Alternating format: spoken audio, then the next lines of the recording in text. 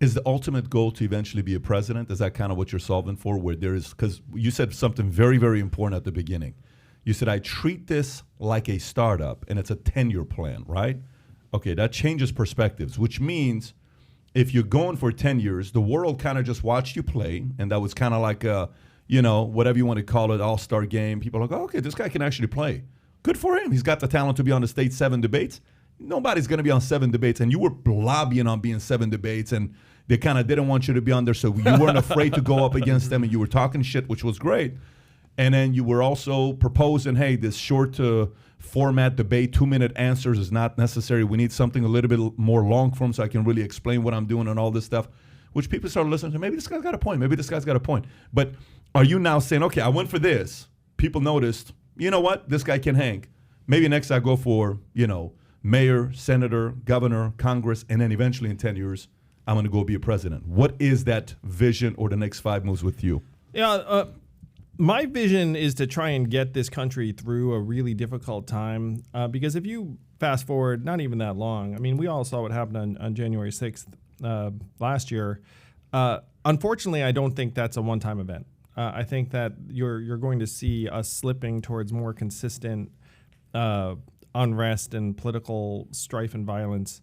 And so when you ask what my plan is to do everything I can to keep us functional and shore it up. To your enthusiasm about a unity ticket, I would be super pumped about a unity ticket. Now, I'm going to convey to you all, like, are people actually talking about a unity ticket behind the scenes? Yes, they are. Am I going to do everything I can to help usher that into being? Yes, I will. So I'm about trying to solve problems. Even now, I will say, like, I don't really care that much if I die X years from now, never having been president of the United States. I mean, that was true even when I was running for president of the United States. I didn't go home and, be like bemoaned to my wife and kid. That's not your dream. That's not your goal. I'm like the child of immigrants who's trying to do right by my country, and it's just not doing very well. You know what that kind of reminded me of? It's like when they asked Chris Paul or Westbrook. So let me ask you a question. If you retire playing NBA and you never win the championship, you okay with that? Yeah, because I go to a beautiful family. I make $18 million a year, XYZ. Yeah, it's okay if I make it or not. And then their fans get so furious. How could you say that? Yeah. I want somebody to want to win the championship, Andrew. You got to tell me if I ever win, I would be, that whole scene with Trump and Oprah where Oprah says, do you have any plans of ever running for office? You've seen this before a million times. And not a million times, but, it's all over the place. And he says, I don't know, Oprah, but if I ever did, I would win because I'm a winner, right? The idea is people want to get behind somebody that's saying, hey, if you vote for me, I'll be able to do X, Y, Z. So for you, if we go 10 years from now, let's fast forward, ideal place where you think you can contribute the most. Is it more in the free market? I'm going to go be a media personality, do that like you did at CNN.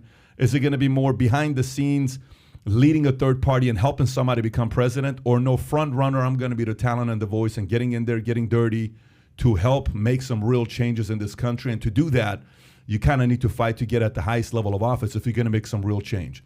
Where would that be? What's the most likelihood of seeing Andrew in which of these situations? I don't think our current structures are going to solve our problems in the time that we have. And so I'm laser focused on trying to make it so that they could.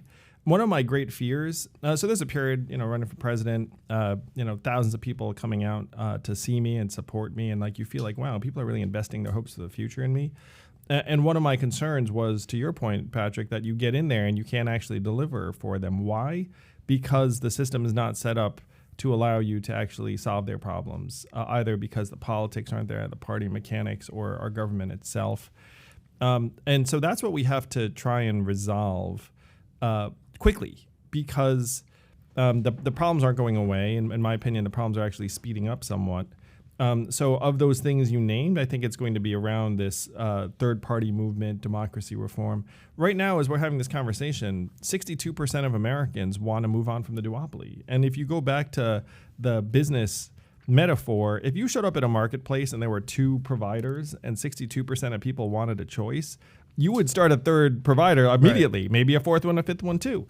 Now, in this marketplace, the 2 companies have said, no, you can't have a third choice. We're going to keep you from being on the ballot. We're going to ignore you in the media. We're going to we're going to sue you, whatever the heck it is. But the truth of it is that 62% of people want a choice, and I'm saying like, well, let's get you that choice then, because if you get that choice, it's going to be good for the country. So is it a problem with the current duopoly, the two-party system, or the current iteration of the two-party system? Because we have other parties, with the Libertarian Party, the Green Party, et cetera, but you're watching a sort of reformation within the parties themselves post-Trump. Is it the two-party system or the current iteration of it? The current iteration of it's the worst version of it, and unfortunately, it's going to get worse.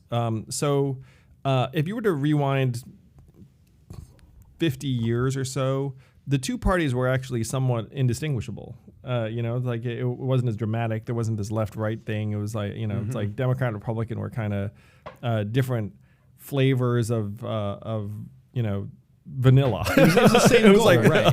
It would be like, French vanilla versus just plain vanilla.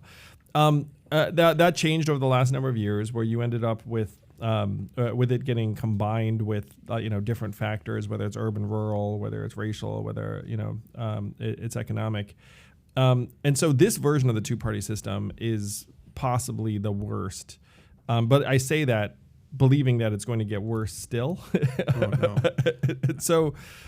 So you have. This version is our founding fathers' nightmare come to life. If you enjoyed this short clip, click over here to watch another short clip. And if you want to watch the entire episode, the entire podcast, click here.